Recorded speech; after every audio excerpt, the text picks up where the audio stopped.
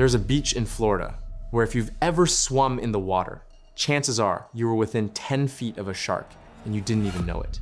Tonight, an 18-year-old surfing instructor is recovering after he was bitten by a shark. A Fox 35 exclusive now. We're hearing from a surfer who had his day on the waves cut short when a shark chomped down on his arm. 2 people were bitten in just 2 days. It was calm for a while. Yeah, the family of one of those victims says that man suffered some pretty serious injuries.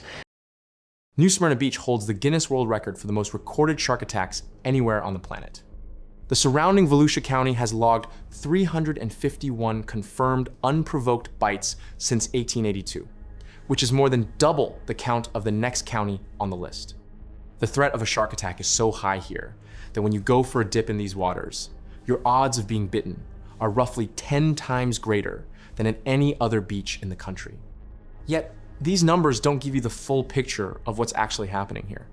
So why does this stretch of Florida coast have the highest concentration of shark attacks? And is this looming threat actually as bad as the numbers make it sound? Let's find out. New Smyrna Beach sits about 15 miles south of Daytona. It's a 17-mile run of hard-packed sand on Florida's Atlantic coast that you can drive a car straight onto. It's one of the most popular surf towns in the state, named by National Geographic as one of the world's top 20 surf destinations. And on a warm weekend, the lineup near the inlet is shoulder to shoulder with boards. Just to the north, the Ponce de Leon Inlet cuts through the coastline, connecting the Atlantic to the lagoon system behind it. And that inlet is the single most important feature in this part of the coastline because almost every bite happens within paddling distance of it. The surf break on the inlet's southern side is the best for miles, and it funnels crowds of surfers into the exact patch of water where the sharks come to feed. The good waves and the feeding zone are the same place, and it's the exact overlap that's causing all the problems here. The county records somewhere between 5 and 10 unprovoked bites in a typical year, and it has topped the global shark bite rankings for 3 decades running. Now, it's worth remembering that this isn't a recent phenomenon or a sign of something going wrong in the water. The records here run all the way back to 1882, and the bite count has climbed steadily since then. But hungry sharks don't explain why New Smyrna Beach has become such a hotspot for attacks. After all, you get hungry marine predators in every corner of the planet. Rather, there's a perfect storm of 3 specific factors that are driving the danger here. The first condition at play here is the abundance of food. The strong tidal flow through Ponce de Leon Inlet pushes enormous volumes of water in and out twice a day. That flow carries dense schools of baitfish, mostly mullet, straight along the surf line. Behind the inlet lies the Indian River Lagoon, one of the most biodiverse estuaries in North America. It's home to more than 2,200 animal species and works as a vast nursery that pumps fish out into the surf. Drone footage taken over the inlet regularly shows dozens of sharks cruising in water as shallow as a single foot deep, packed in tight against the breaking waves as they follow those schools. The sharks doing the following are mostly black tips, 3 to 6 feet long, along with the occasional spinner shark.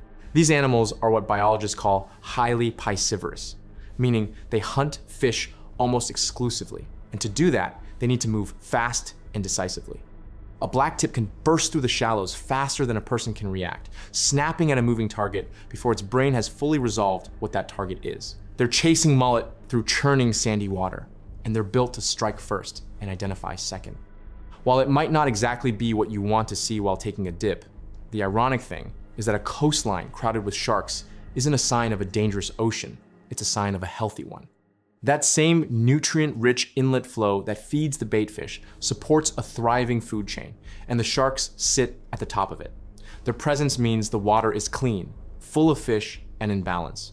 The problem only begins when you drop thousands of human arms and legs into the middle of an active feeding zone and ask a near-blind predator to tell the difference between them and dinner. The second ingredient is what turns a feeding shark into a biting one, and it comes down to a case of mistaken identity. The water around Ponce Inlet is constantly stirred up. Tidal flow, wave action, and the steady churn of the inlet keep the shallows clouded with suspended sand, and on a bad day, visibility drops to little more than an arm's length.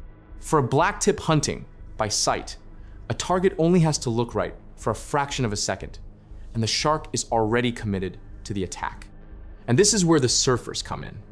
When a surfer paddles out, they kick their feet and dig their hands into the water, sending up flashes of pale skin against the dark surf. Gavin Naylor, who directs the International Shark Attack File at the University of Florida, explains what's going on here. In an instant, the pale sole of a foot or the palm of a hand flashing through murky water looks very much like a mullet darting past. The shark strikes at what its eyes tell it is a fish, and only finds out otherwise once its teeth have already closed around. But here's what that mistake actually produces. A blacktip bites down, registers within a split second that bone and neoprene are not a fish, and lets go. Researchers call this a hit-and-run bite. The shark doesn't circle back, doesn't thrash, and doesn't try to feed. It simply leaves, often before the surfer has even processed what happened.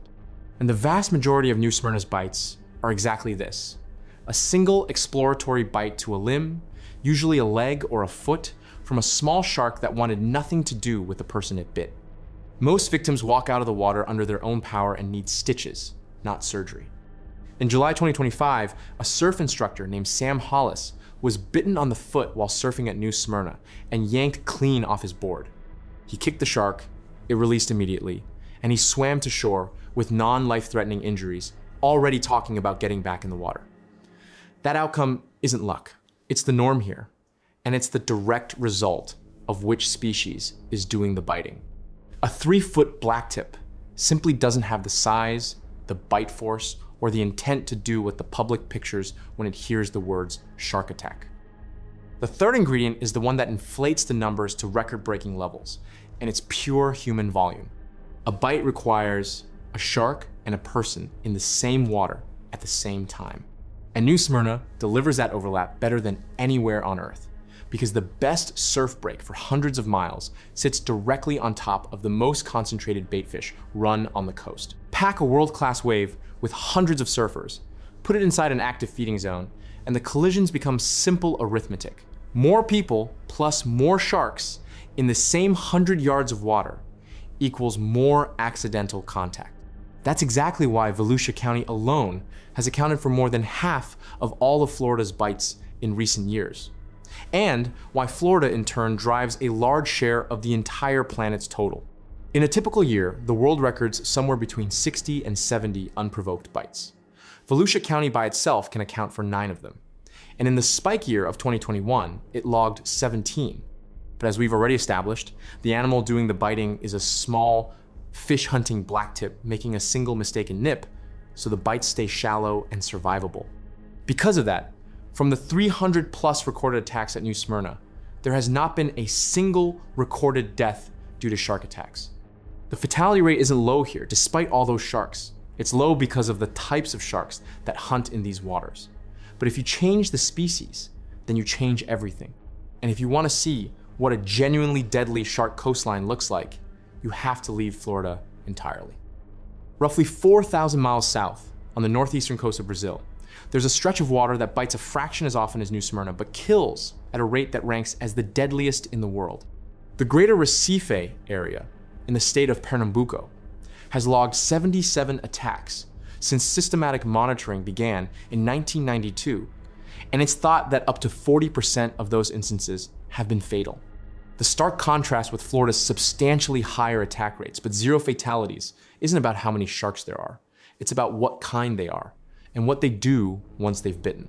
In these waters, 2 species dominate the attacks: bull sharks and tiger sharks. Between them, they're responsible for every shark fatality ever recorded in Brazil. Bull sharks thrive in the brackish, freshwater-influenced water pouring off the cape that Recife sits on, drawn in by river outflow, port construction, and fishing activity that pushes them close to shore. Tiger sharks patrol the same murky surf, but unlike a blacktip's reflexive nip, these are large apex predators that bite, hold, and remove tissue. A bull shark here regularly runs 8 feet long, but a tiger shark stretches to 10 feet and beyond, about the length of a small car. When one of them strikes a swimmer in waist-deep water, the result is catastrophic trauma, not a few stitches. And what's glaringly apparent in the Recife data is that staying shallow offers no protection at all. In May 2025, an 11-year-old boy was bitten by a bull shark while swimming with his family in the shallows at Piedade Beach. Doctors said the bite stripped the muscle from his leg and emptied much of his blood into the surf before he ever reached the operating table. He was fortunate to survive, but his leg was amputated. Then, the very next afternoon, about 6 miles up the coast at Boa Viagem, a 19-year-old woman lost her leg to a 10-foot tiger shark in a separate attack. Both of them survived, but many others in these same waters over the past 3 decades have not. That is the exact difference the shark species makes. New Smyrna counts more attacks, but produces just bruised pride and stitched up puncture wounds. Whereas the Recife area, with a fraction of the bites, produces amputations and funerals. The headline-grabbing capital of shark bites and the true capital of shark deaths turn out to be two completely different places. And the underlying factor separating the two is the type of animal in the water. Now, it might be a relief to learn the nature of these attacks, but that doesn't mean you should be oblivious to the danger here. If you plan on visiting the New Smyrna area this summer, then you should always attempt to mitigate the risk. Volusia County Beach Safety Ocean Rescue flies a purple flag whenever dangerous marine life is spotted near shore, although that single color covers jellyfish, stingrays, and sharks all at once. The best preventative measure you can take is to learn the signs that there's a potential threat looming. The clearest indicator that there are sharks in the water is baitfish breaking the surface, or birds diving repeatedly into one patch of water. Both mean predators are actively working that stretch of coast. If you see these signs, get out of the water until it passes. And you should combine that with the basics that the International Shark Attack File has published for decades. Basic advice, such as swimming in daylight rather than dawn or dusk when visibility is already low, staying close to a group rather than swimming alone, and steering clear of anyone actively fishing nearby, is all common sense that helps mitigate risk. The danger at New Smyrna Beach is real, but it's seldom the danger people imagine. The sharks here are small fish hunting blacktips, making a split-second mistake in cloudy water, and they let go the instant they realize it. Watch for the signs the flags can't give you. Baitfish breaking the surface, birds working one patch of water, cloudy conditions after a storm. And if a bite does happen, the response that worked for Sam Hollis works for almost everyone. A firm kick or strike sends the shark off because it never wanted you there in the first place. Now, in this video, we specifically covered the shark attack phenomenon at New Smyrna. But the real killer isn't the sharks, but something else that's entirely invisible and catches all of its victims off guard. In fact, at New Smyrna, this phenomenon has claimed the lives of at least 15 people since 2021. If you want to learn about the single biggest danger on the American beaches right now, that video is up next.